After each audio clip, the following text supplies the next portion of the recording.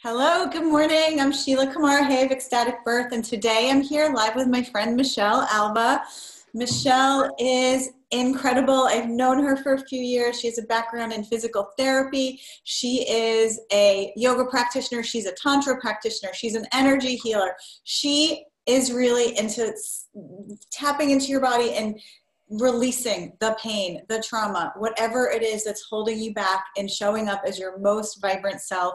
That is the work that Michelle does. And what's really special about her work is, she's not just working on the level of the body or the mind or energy. She actually integrates all of these and has created her own unique Alva method. And I've invited her here today to talk about yoni healing, because I think this is a topic that we're not talking about enough when it comes up in relation to childbirth. And I believe it is an essential piece that we need to bring forward and start to heal for ourselves, in our bodies, as practitioners, as expectant moms, in order to bring forth that vision that childbirth can be pleasurable. And one of the things that I was sharing with Michelle is that, I've seen a ton of research about the role of the G-spot as it relates to numbing a woman during birth so that she can reduce her threshold of pain during childbirth. Mm-hmm. But what I haven't seen is talking about the role of the G-spot actually in opening up a woman to levels of ecstatic, orgasmic pleasure in birth, because it's really two sides of the same coin, whether it's to, reduce the pain or to open to pleasure. And the key to that is yoni healing. So welcome, Michelle. I'm so happy to have you here. Thank you for having me, Sheila. And I'm so happy that we're talking about this topic of yoni healing, because I know it's a part of the body that a lot of us feel uncomfortable even looking at, touching, discovering. And yet that is where life comes from. Yeah. Yeah. And that's a big part of the healing, right? Just the fact that we could get a little squirmy about this, just, talking about our vaginas and our yonis and looking at it and touching it and feeling it. I've been doing this work for quite a while, and I can feel that squirminess that we're here on Facebook Live talking about it. So that's a part of the healing, right? That's necessary. I didn't touch myself for pleasure until I was actually, the very first time was when I was pregnant. I was 42 weeks and 3 days. And I was trying to go into natural birth at 42 weeks and 3 days. One of the suggestions the doctor made was to masturbate, to touch myself, to have sex, and to stimulate my nipples. So I was very unnaturally trying to go into natural labor. And then when I was 37 years old, that was the first time I ever had an orgasm by myself from exploring my own, and that was after my divorce. So this is where I come from, and I just have to put that out there, because I hope that people can realize how common it is for us to have some type of disconnect or some awkward relationship with our vaginas. And even the word vagina, saying the word vagina, for a lot of people triggers people. So there's a lot of opportunity we have to heal our yoni and expand our yoniverse. And the happier women are and healed in their vaginas, the happier men will be, because we'll have more orgasmic women on the planet, and the more healthy a natural process of pregnancy, birth, delivery, creation force will be more strong on the whole planet. So there's a lot of benefits for yoni healing. And I'm really grateful that you're asking me to come on to talk about that. So thank you. Yeah, and thank you for sharing your story, because that's very tender and very vulnerable. And I think, for women to know where you're coming from, and now you're this incredible, juicy, woman healer who's helping other women take this journey for themselves, it's really, really powerful. And I was wondering if you could speak to, for a few minutes, why do we even need yoni healing? We touched on it in terms of how it makes us a little squirmy, but what's the big picture here? What's the point? Well, our yoni and every part of our body matters. Healing means to become whole. And if I feel disconnected from my vagina, if I had sexual trauma, if I was touched inappropriately, or let's just say that my mom tells me that sex is bad, or that I'm going to get an STD if I have too much sex, basically we create a judgment about our sexuality a lot of times at a young age that has to do with shame or guilt. And those emotions we actually hold in our body tissues, and they can get trapped. And when we hold, is anybody has ever felt they have to hold in what they want to say? Maybe they're angry, or maybe you're sad and you don't want to cry in front of everybody. So everybody has felt how we become tense at a young age that has to do with shame or guilt. And those emotions we actually hold in our body tissues, and they can get trapped. And when we hold, is anybody has ever felt they have to hold in what they want to say? Maybe they're angry, or maybe you're sad and you don't want to cry in front of everybody. Hello? Can you hear me? Yeah, I can hear you. Oh, I could hear the recording. I don't know why. Oh. Did you hear that? No. No, it sounded fine to me. So we just had something funky happen, right? Yeah, it's all perfect. Okay, all right. So I think I was listening to your recording. Yeah, it's interesting, but it's all perfect, right? So if I walk around with, let's just say that I was, well, I mean, I had sexual trauma when I was 14. There's 1 out of every 4 women that have had some type of traumatizing event happen to them related to their sexuality. So if I don't process that pain in my throat, holding it in, if I hold in my body's not designed to function optimally holding. So if I hold shame and guilt in my vagina and then I get pregnant, that part of my body that's tensed up, that can actually just be light and free, it's going to affect my pregnancy, my birth. It's going to affect my fertility. It's going to affect my libido. And it's going to affect also how I orgasm. And a lot of women don't orgasm. So if I have shame and guilt and I'm holding all this fear-based feeling in my body is not going to be orgasmic. My body's not going to be digesting in a good way food. I'm not going to have a stronger immune system. We're not designed to hold and depress our feelings. We're designed to feel and flow, and that's what we are. We're energy. We're constantly in motion. So a lot of us feel disconnected from ourselves if we're holding on. And on top of that, how many people have had sexual trauma and we're ashamed to even tell our parents, or we're embarrassed, or we don't want to get a stigma, or so that's why I talk about this, because people are not talking about it. And I held shame for 14 years of my life in my cervical area. And I thought sex was painful. And it was, a lot of it was emotionally, because I was ashamed that I didn't say no to this teenager when I was 14 years old. And I thought God didn't love me anymore because I lost my virginity at a young age. I thought you were supposed to be married and then have sex, because that's what I was programmed to believe you're supposed to do. But then what happens when you're raped?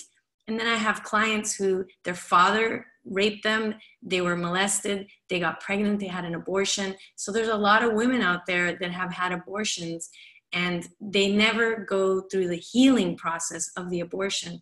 To have a DNC procedure happen to your cervical area, that's painful and traumatic. And on top of that, to lose a baby. So there's a lot of emotional shame, guilt, blame, resentment. And we just literally hold it like this in our vaginas. And then we wonder why we're not orgasming, or why when we orgasm, we cry, and we have this memory come up of the past. And then women wonder, why am I crying with my boyfriend? What's wrong with me? So for all those women out there that you cry when you're having an orgasm, be grateful that you're processing out the energy of whatever that beautiful tears are helping you to move. And that's where I encourage women to do the tantra breathing, this and open up their jaws and open up here, because that helps us to open up down here. I mean, there's so much that I want to comment on in the wealth of information. Sorry. So the first thing that I want to say is that there's a lot of science that does show that women who have been victims of sexual trauma or abuse in the past actually have a lot more difficulty giving birth vaginally. And that really supports what you're sharing.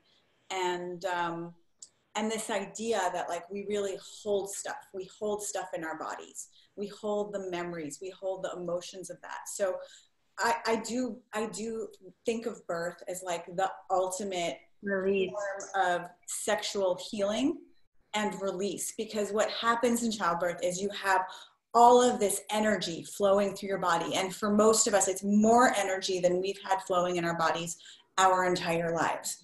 And so if your pattern is to just kind of like run your energy a certain way, and as the energy expands, that can feel scary to your body, right? Because you have a pattern of holding, gripping, whatever it is that the way that you run your energy, it's going to get blown wide open, or you're going to resist to the extent that you're really going to disrupt your birthing process. Mm-hmm. So this is so important what you're talking about, Michelle. And you know, sexual energy is one of the ways that you can really clear these memories, this trauma ahead of birth. And sexual energy, learning to tap into the flow of sexual energy, learning to expand the amount of energy that your body can allow to flow through it, is actually one of the ways that I support women to prepare for childbirth, because that it's incredibly healing, it's incredibly powerful. And when you start to know, when your body starts to get comfortable with that expanded energy flow, you're healing, and you're also allowing more and more levels of pleasure. And you know, I can attest to this personally too, because I had a fairly traumatic first birth, and in my second birth, which was incredible, it was such a reclamation of what my body is capable of, and I had a gorgeous natural birth. And I remember in the moments after, instead of feeling like, I did feel elated at first, but then all of a sudden I had this like intense rage come up, intense rage. And I remember feeling like I just had to anchor to the music that was playing in the room, just so I could let that rage flow through me. And when I was, you know, processing it later, for me, what that rage was about, it was my daughter coming through the vaginal canal and coming through and really pressing against my perineum, which had an episiotomy in that first birth, and really opening all of that trauma wide open. And after that first birth, I never processed any of it. It was, for me, it was like, okay, I'm fine, you know, I'll move on. And that was a big part of my healing journey in getting pregnant with my second daughter, and being able to birth her, was really becoming reconnected to those parts of my body. But I know that this is true because, similar to you, like I've had it personally. I felt it in my body that there was no place for that rage, given the experience that I had just had. Like I had had the most amazing, most glorious experience. And then here was this rage because it had finally been released from that area of my body. You know, thank you so much for sharing that. That is, did you write a book about that? I could write like 10 books about that journey. Something that's coming up is love. The hormone of love is the hormone of release and the hormone of pleasure. So it makes perfect sense. And we need oxytocin, the love hormone, for birth. Yeah. So it makes perfect sense for us to practice being more aware of our vaginas and orgasm and emotional release, because all of them are in the same jewelry box. So the more you are able to process and release and flow and transmute resentment, anger, guilt, shame, blame, it's going to be immediately easier to orgasm, easier to squirt, easier to birth, easier to live orgasmically. They're all in the same beautiful area, and nature made it so that healing is leading to orgasmic experiences. So feeling is the first place to feel what is there. And I highly recommend all of us spend time feeling ourselves from the inside out, so we can breathe into our yonis, we can put our hand over our belly, over our womb, over our thighs, over our vaginas, and just hold literally space for that part of our body. And I mean, I can bring the vagina model out, but you could pretend. I think I should. Hold on a second. All right, while she's doing that, because we've got this funky Zoom hookup and I don't want to get that echo going again, I'm just going to check on Facebook to see if there are any comments here. A pregnant woman, a birth practitioner can literally create a meditation where you're putting your hand over your vagina, however that reaches. You know, here's a vagina model, and you're breathing awareness down into your womb space, and you can make time to ask yourself, what's there? How do I feel about my vagina? How do I feel about how I feel about my vagina? And what's my past? Have I had joyful experiences here? Have I had traumatic experiences? Has anyone ever, I feel, overstepped their boundaries and I didn't say anything, and then I felt guilty or ashamed or blame myself? So in here at the root, where the sacral area and the root chakra are, is where we get to feel safe or not, and it really affects us, and it's also our relationship to ourselves. So this part of our body is very important for us. If we're going to want to have a healthy pregnancy, if we're going to want this part of our body to be a happy part of our body, it behooves us to look at what we're holding in that closet and to empty out that closet so that we could really enjoy the pleasure that our body was designed to feel during pregnancy, during birth, and during new motherhood, you know, for just everything to flow more. And we are love. We are love. So when we do things that are healing us, when we do things that are feeling, when we flow and we just be the witness of whatever's there, we get to practice holding space for our babies, holding space for our friends, for our loved ones, our partner. So this concept of just being there with yourself and whatever's there, and then breathing into and flowing whatever comes up is a great practice for everything that we're talking about. I love this. So this, because it's so simple, right? And that's the thing, is we tend to overcomplicate things, like, oh, I need to, you know, go on a healing retreat in some exotic location for 3 weeks to deal with my issues. But it actually really is that simple, right? So what you're recommending is that expectant moms, or really any woman, right? You know, cup the base of her yoni front and back, breathe and feel, and just receive whatever there is that wants to come up, and breathe. And it's nice to do this in the tub, in the warm water. You could also put a wet hot towel with lavender. You know, you can make it even more yummy. You could hug a pillow and feel your hand with a pillow. So you have your hand and then you're hugging a pillow. It just feels more comfy. Or be with, depending on how many months you're pregnant.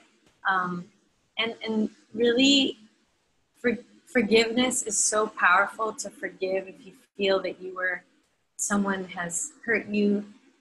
To trust that there's something there that it's teaching you as a blessing.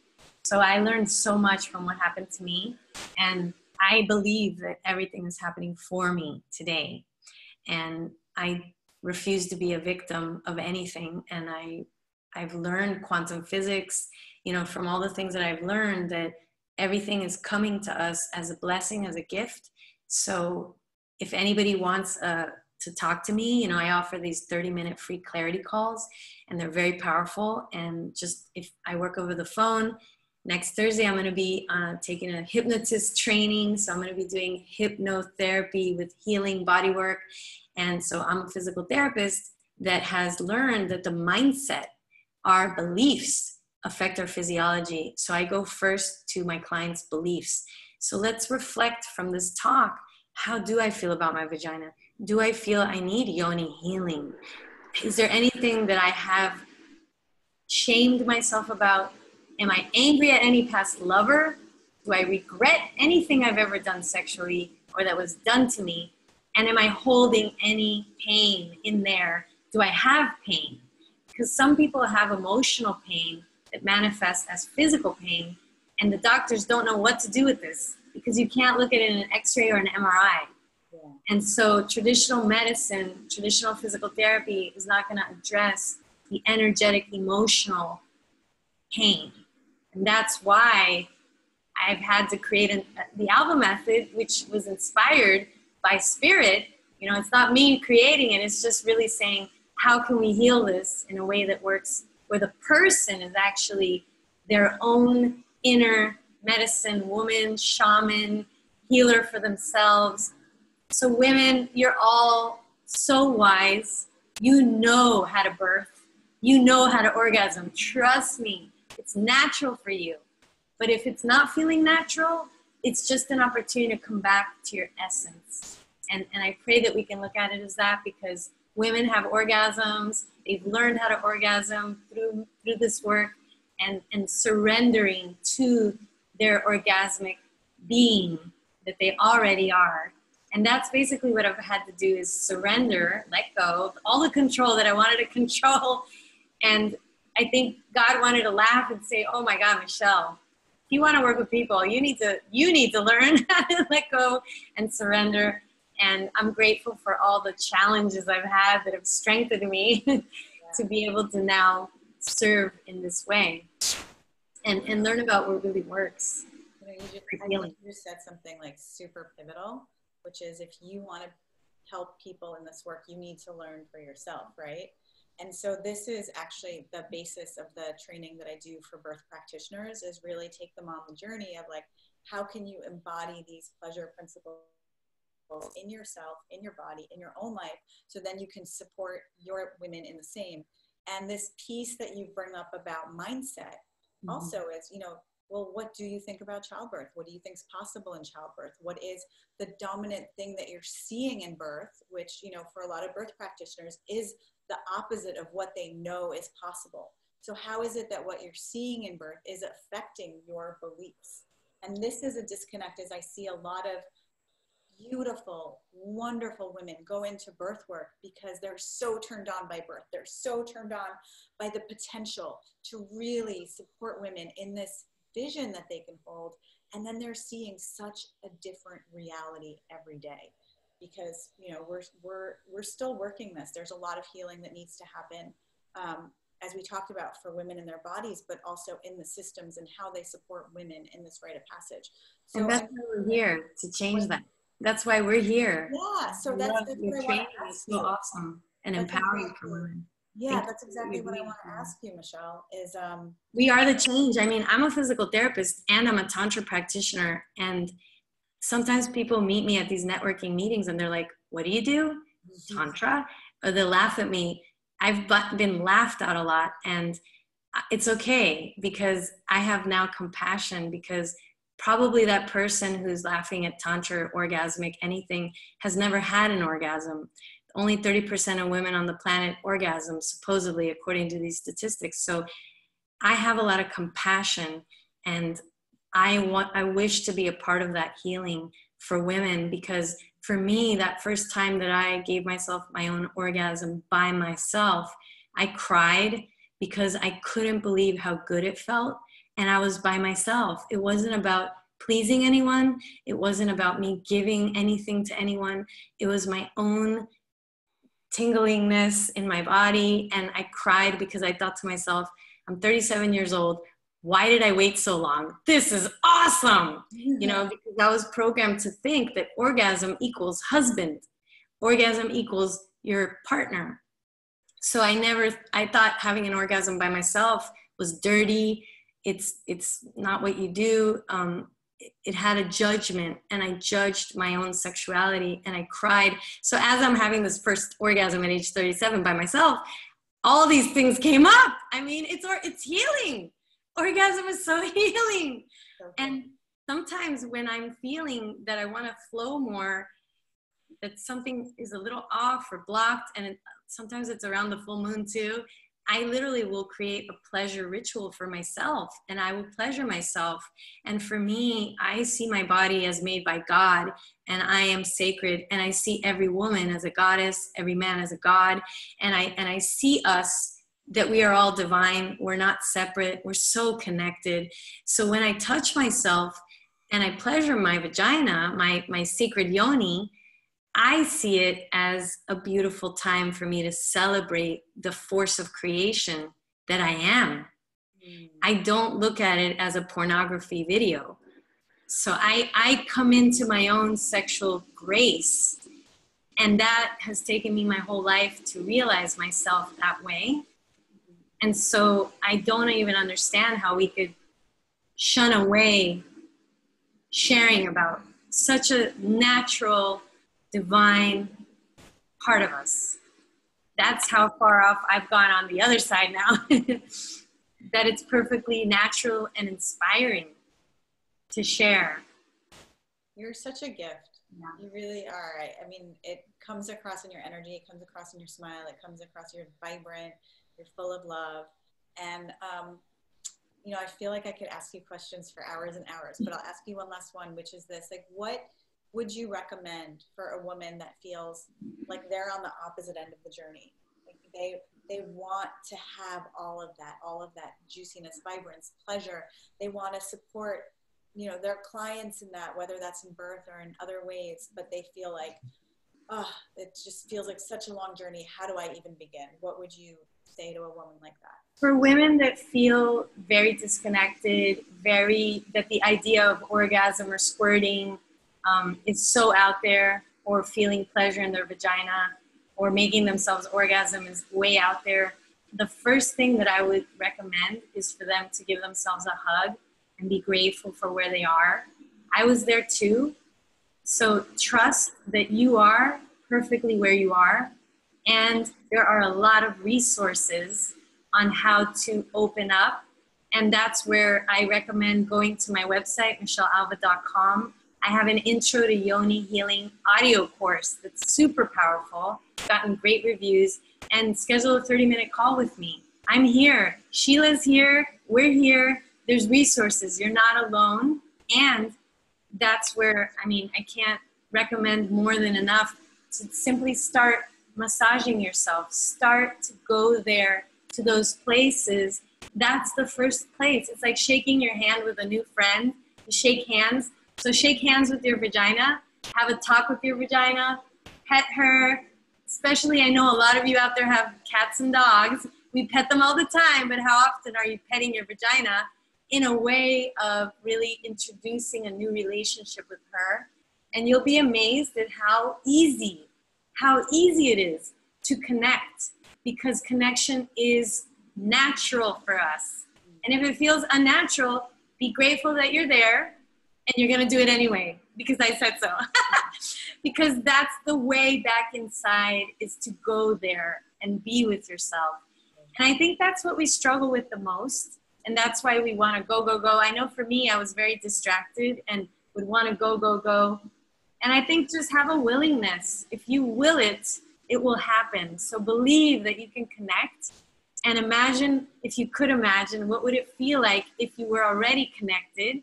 So you can invite those questions. Well, if I was connected, what would that feel like to be connected? If I could imagine what that would feel like to be connected, I highly recommend that question, because it's all just a mindset. So are you willing to let go of the identity that you're disconnected? Are you willing to let go of that old you? And then we can create in this work with Sheila and I, our work together, a new perception of connection. It's possible. I'm living proof of it's possible. And I feel younger than ever today. And every year that goes by, I just feel juicier and juicier and more alive. Like I said, it definitely shows. Thank you, Michelle, so much for coming here, talking to me today, for sharing your wisdom. You're such a gift. And I just want to say to anyone watching, I will go ahead and put those links to those offers and services that Michelle talked about in this post, in the comments. And I also want to share, for birth practitioners who are interested in taking this conversation a step further, I will be hosting a free webinar in the beginning of April.